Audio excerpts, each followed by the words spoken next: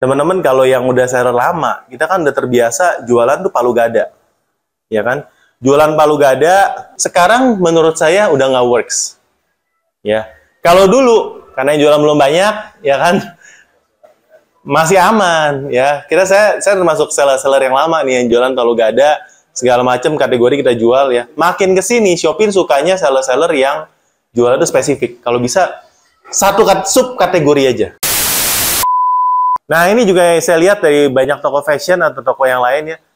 Produk hero itu mereka buat jadi superhero. Superhero gimana? Jadi satu produk, satu SKU tuh variannya banyak gitu. Ya, itu juga saya lihat toko-toko yang rame. Dan karena variannya banyak, stok nggak pernah kosong. Jadi ini masih terkait sama 4. Ya. Udah kuat, makin kuat lagi. Ya. Nggak pernah kosong. Karena kebanyakan salahnya seller ini, ya bukan salah ya, mungkin dia kan create satu misalnya baju kemeja putih lah ya.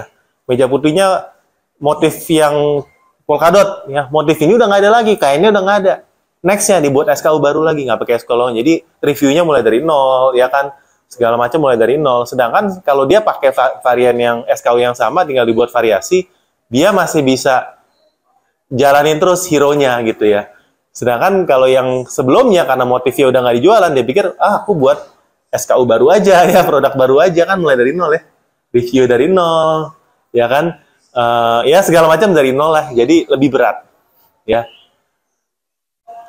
Oke, next. Nah, hal-hal yang boring itu yang bikin toko rame ya. Hal-hal yang boring kayak gimana teman-teman? Balas chatnya cepat, misalnya. Boring nggak? Boring. Kalau saya mau jualan kelas, ngomongnya teman-teman, ya, balas chat yang cepat ya, gitu kan. Nggak laku. Lebih laku kalau saya bilang iklan, ya gitu gas. Ya iklan bisa dapat omset yang gede. Karena hal-hal operasional itu boring, ya. Hal-hal yang misalnya benerin judul, benerin foto, ya, deskripsi, benerin cek reviewnya, dan lain. Hal-hal yang kelihatan boring, itu yang membuat mungkin konversimu dari 1% naik jadi 2%. Jadi omsetmu naik 2 kali lipat tanpa lu keluarin iklan yang lebih banyak dari itu. Nah, hal yang boring kayak gini sebenarnya seller-seller harus lihat karena kebanyakan diserahin sama admin. Misalnya, buat judul produk. Ya kan? Penting nggak? Penting. Siapa yang buat di tim? Admin, ya kan? Ya kan? Admin lu pernah di training nggak? Atau dari awal masuk bilang, tuh, ajarin sama sebelahnya gitu kan. Sebelahnya udah salah, ngajarin makin salah, makin lama makin banyak distorsinya, ya kan.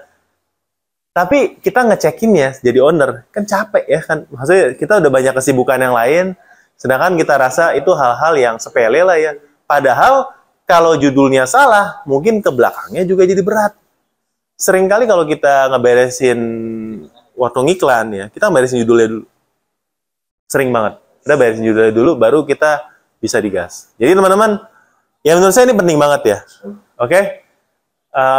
Dan hal-hal boring lainnya ya. Boring lainnya gimana? Makanya kita bikin kelas 2 hari, itu pun materinya nggak habis. Ya, jadi 2 hari full ya, pagi ketemu malam, bahas Shopee doang. Ngomongin hal-hal boring teman-teman. Yang harus teman-teman lakukan.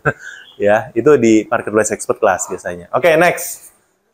Nah, ini saya cerita ya, mumpung ada Kang Antoni ya, ini inspirasi saya ya, sebagai fitness master saya ya. Saya boleh cerita journey saya, transformation saya juga ya. Waktu pandemi, itu kan makan dan aktivitas nggak terkontrol. Maksudnya stres ya kan, kita makan ya. Hiburannya makan waktu itu ya, belum banyak kerjaan ya. Kayak berat saya naik nih. Ini kalau teman-teman lihat, saya mungkin udah nyentuh 90-an waktu itu. Ya, jadi kalau ini kiri, ini udah 92 kali ya, pernah ya. Itu mungkin titik paling berat. Ya pas-pas pandemi ya. Nah, saya ini foto yang ini kayak video yang lebih baru ya.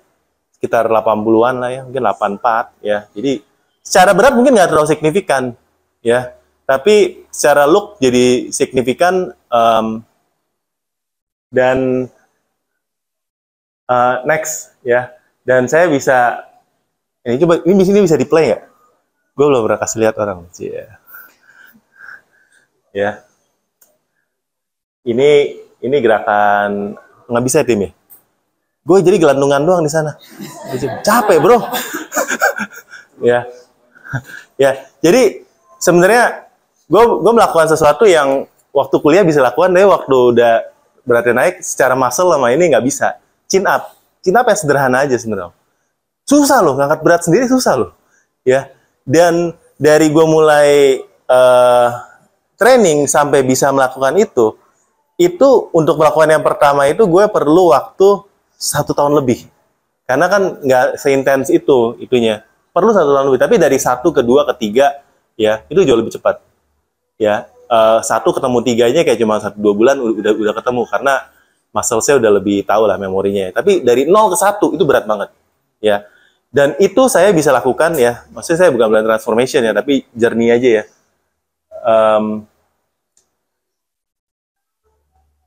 Kayak nggak perlu dilihatin juga ya. Udahlah, next aja ya. Itu saya lakukan. Bisa saya lakukan. Kenapa? Saya pakai PT. Jadi ada mentornya, istilah ada coachnya yang datang PT-nya ke rumah, ya. PT-nya ke rumah, datang ke tempat saya.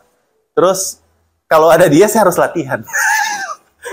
Soalnya kalau buat saya dorongannya tuh pergi ke tempat gym, ya mungkin karena rumah saya nggak dekat sama si Anthony ya, dia punya tempat gym teman-teman di sini ya. Mungkin kalau dekat, mungkin saya lebih termotivasi. Di mana Om rumahnya?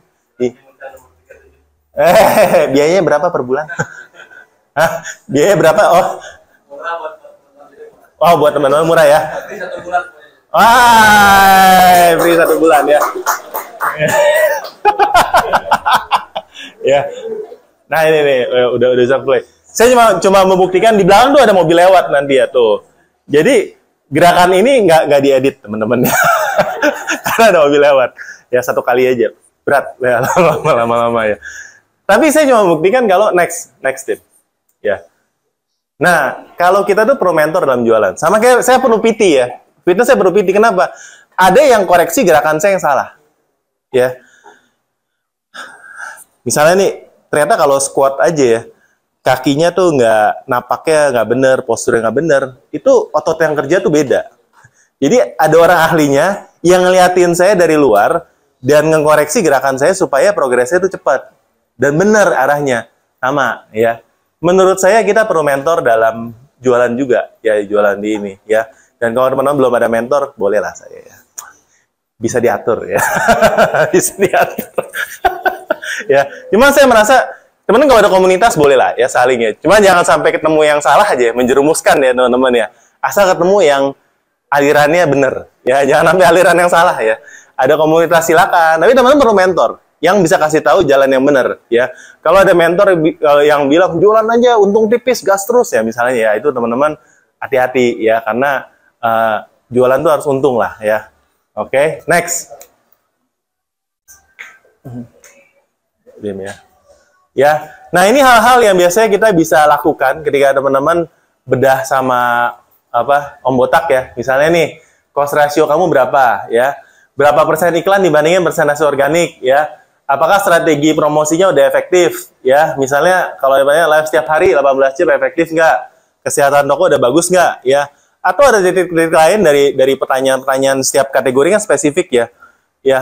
Kadang-kadang yang bedah sama saya suruh tutup toko. Udah lu nggak usah jualan online. Emang kurang gila sih sebenarnya. Ya.